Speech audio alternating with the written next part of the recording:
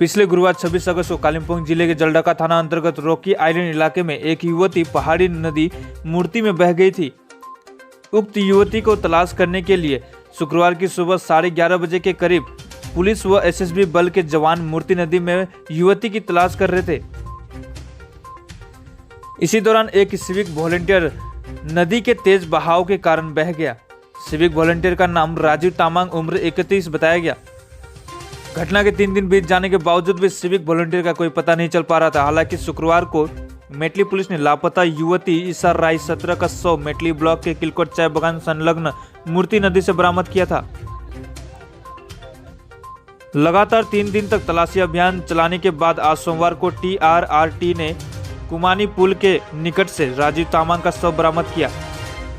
परिवार के लोगों ने पुलिस प्रशासन पर आक्रोश जाहिर किया।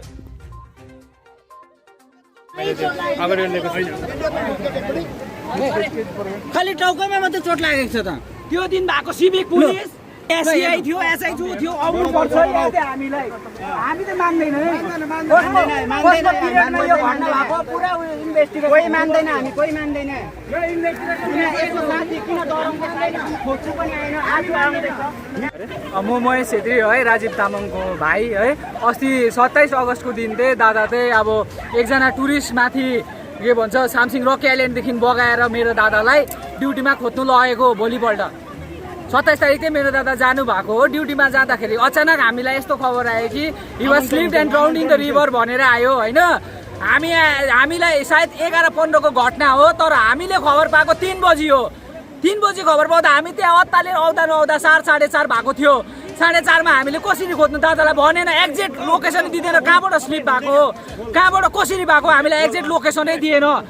नदिँदाखेरि हामी आएर अत्ताले त्यो दिन अहिले 4 दिन भइसक्यो खोजेको, हामी उँधो पाटा खोजेको छ आज। तर 4औं दिनमा लास चाहिँ कहाँबाट निक्ल्यो भनेदेखिको त्यो लाली गुराँसदेखिको 3 किलोमिटरको डिस्टेन्सभित्र जुन चाहिँ एउटा कुमानीको पुल छ त्यो पुलबाट चाहिँ लास निक्ल्यो, बरामद भयो। हामीलाई यदि 11:15 भएको घटना यदि हामीलाई 12 बजीभित्र इन्फर्म दिएको भए हामी 30-40 जना मान्छे ल्याएर भए पनि खोज्थ्यौँ। मेबी हामी उसलाई एलाइभ या फिर डेथ एउटा बडी हामी निकाल्थ्यौँ। यदि ऊ राम्रै भएदेखि इन्जर्ड भएको भएदेखि हामी ट्रिटमेन्ट गरेर त्यही दिन जाति हुन्थ्यो। तर हामीलाई किन इन्कम्प्लिट खबर थियो। अहिले लास्टको फोटो हेर्नुहोस्, त्यहाँ चोट लागिरहेको छ मेरो दाजुलाई। र यो पुलिसको त मान्छे बगाएको रकी आइल्यान्डबाट लाली गुराँसमा कसले जाने अर्डर दियो पुलिसलाई? जब मेरो दाजु एउटा ट्रेन्ड स्विमर होइन, उसलाई स्विमिङको कुनै उयो छैन, स्विमिङ गर्नु आउँदैन, उसलाई रिभर साइडमा जानु कसले एलाउ गर्यो? कुन चाहिँ एसआईले एलाउ गर्यो? कुन चाहिँ अफिसरले एलाउ गर्यो मेरो दाजुलाई? त्यो जवाब चाहिँ मलाई चाहिएको छ। मलाई होइन, हाम्रो सम्पूर्ण गाउँवासीलाई चाहिएको छ, हाम्रो मेरो सन्तानलाई चाहिएको छ, राजीव दादाको सन्तानलाई चाहिएको छ। यस्तो पाराले क्याजुअली गरेर हुँदैन नि। एउटा ड्युटी गरेको मान्छेलाई त यसरी क्याजुअल लिँदैछ। हामी जस्तो एउटा कमन मान्छेलाई कस्तो गर्छ होला? हामीलाई त पुलिस प्रशासनबाट त जसरी पनि जवाब चाहियो। मेरो दाजुको किन इन्फर्मेसन लेट भयो? यदि क्विक इन्फर्मेसन भएदेखिको हामी इमिडिएटली त्यसलाई मान्छे खोजेर 2-5 घन्टा हाम्रो टाइम थियो, 5 घन्टाभित्र 3 किलोमिटर त हामी कभर अप गर्न सक्थ्यौँ। आज मेरो दाजुको चोटै चोट छ। कुनै मिडिया पनि उयो गर्नु आएन, कभर गर्नु आएन। किन आएन? मैले हिजो एउटा भिडियो अपलोड गरेको थिएँ, मेरो एकाउन्ट ह्याक भयो। तपाईँलाई देखाइदिन्छु है, ठुल्बा या फोनले त अनि मेरो फोनले त मेरो एकाउन्ट ह्याक गरिदियो। मेरो एकाउन्ट ह्याक गरेर त्यो भिडियो पनि डिलिट गर्थ्यो। मेरो पर्सनल एकाउन्टमा कसरी पस्नु सक्छ कोही? कसरी त्यो ह्याक गर्नु सक्छ? यो त conspiracy, this is a big conspiracy done by police, Jaldhaka police station. There must be some action against it. तपाईको नाम? मेरो नाम महेश छेत्री। मेरो चाहिँ फुपूको छोरा हो राजीव दादा। मेरो एकाउन्ट ह्याक गरेको यहाँ हेर्नुहोस्। Mahesh, your account has been locked. We have seen you unusual activity on your account. This may be that someone has used your account without your knowledge. मेरो ज्ञान बिना कसैले मेरो एकाउन्ट ह्याक गरेको छ। जब मैले यो भिडियो अपलोड गरेँ हेर्लाई चाहिँ यो एकदम यो ठुलो षड्यन्त्र छ, big conspiracy. Maybe it is a plan murder also हुनु पनि सक्छ।